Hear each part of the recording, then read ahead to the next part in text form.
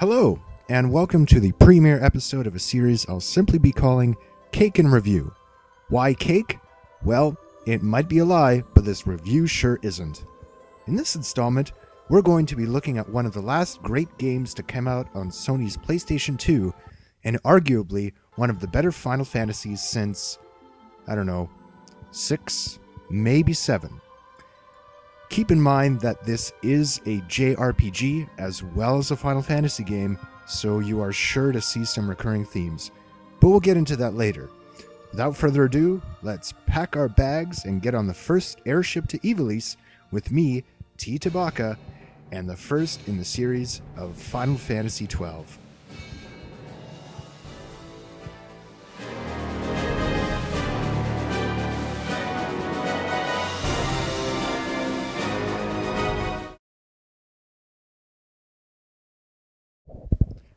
We open over Square Enix's trademark orgasm-inducing cutscenes that show us fans of the series some familiar sights. Sweeping landscapes, airships, and a bustling market town. The year is 704, Old Valendian, and all seems right in the royal city of Rabanastre. We see some humans mulling about, some pig people, lizard people, and... hold on a second there. That can't be right. Who ordered bunny people in my Final Fantasy? And why do they look like furries? It doesn't matter. It's a Final Fantasy, and I'm pretty sure not everything needs to make any sense. Moving on.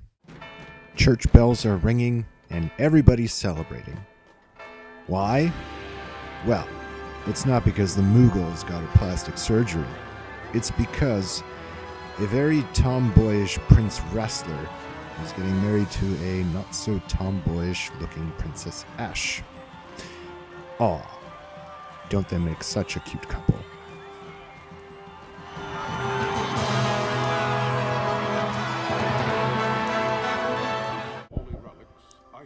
Wow, they certainly don't skimp on wedding ceremonies here. Wait a minute. I don't see any rings. This marriage might be null and void. Well, if no one's spoken, I guess they're going to live happily ever after. Congratulations, you two. Happy honeymoon. Drama. I knew it. All was not well after all.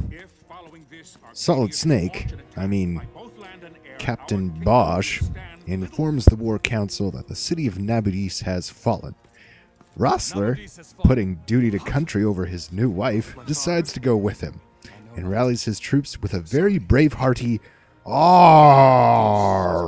It is only a matter of time before they reach the borders of Dalmasca. There is nothing to halt their advance.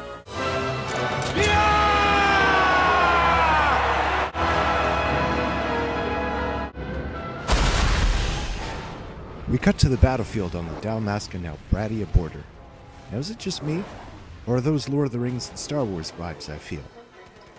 I'm sorry, but I have to. It's a trap!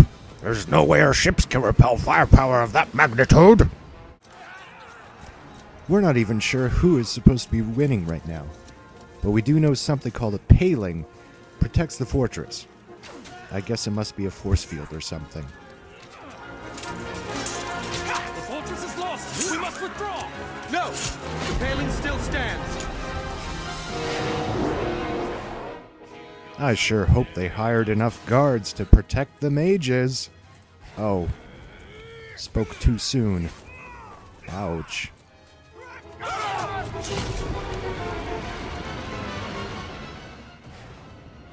Well, it looks like that force field's been deactivated. And the Imperials resume the attack on the city itself. Long battle sequence short, Rassler gets hit, and Bosch decides that both of them need to get the hell out of Dodge.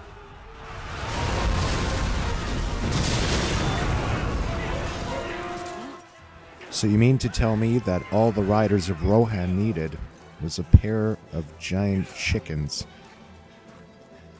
Interesting.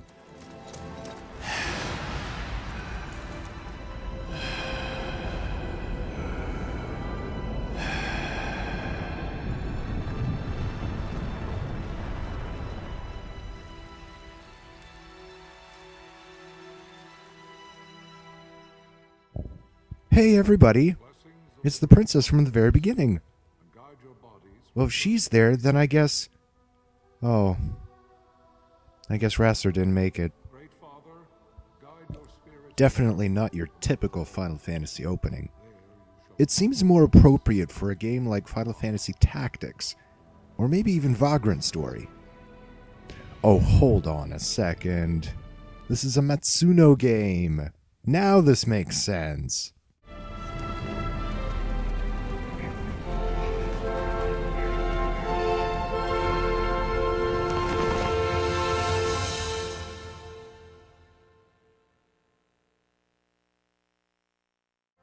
Right after the opening cutscene, we get the ever-brooding walls of text that better explain what's going on.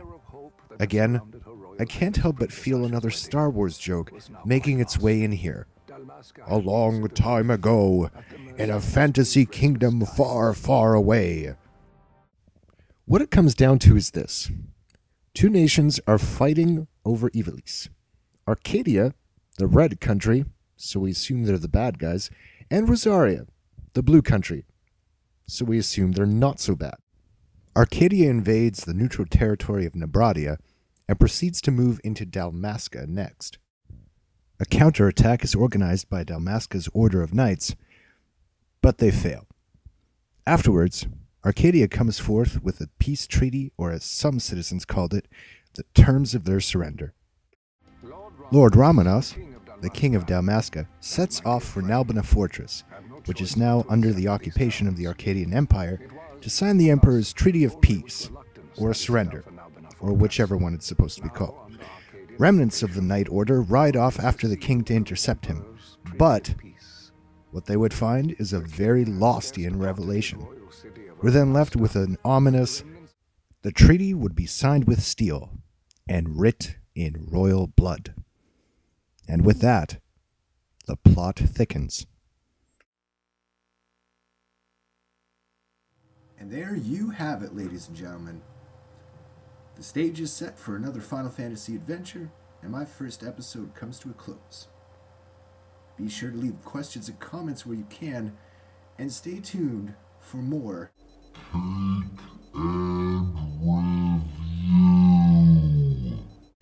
The seven seas, the seven seas. I'm the captain of the seven seas. I'm a scurvy-billed dress with authority. I'm the captain of the seven seas. The seven seas, the seven seas. I'm the meanest sea dog that you'll ever see. I'll pluck the booty from your family tree. I swashbuckle all day, and I don't play when it comes to pay.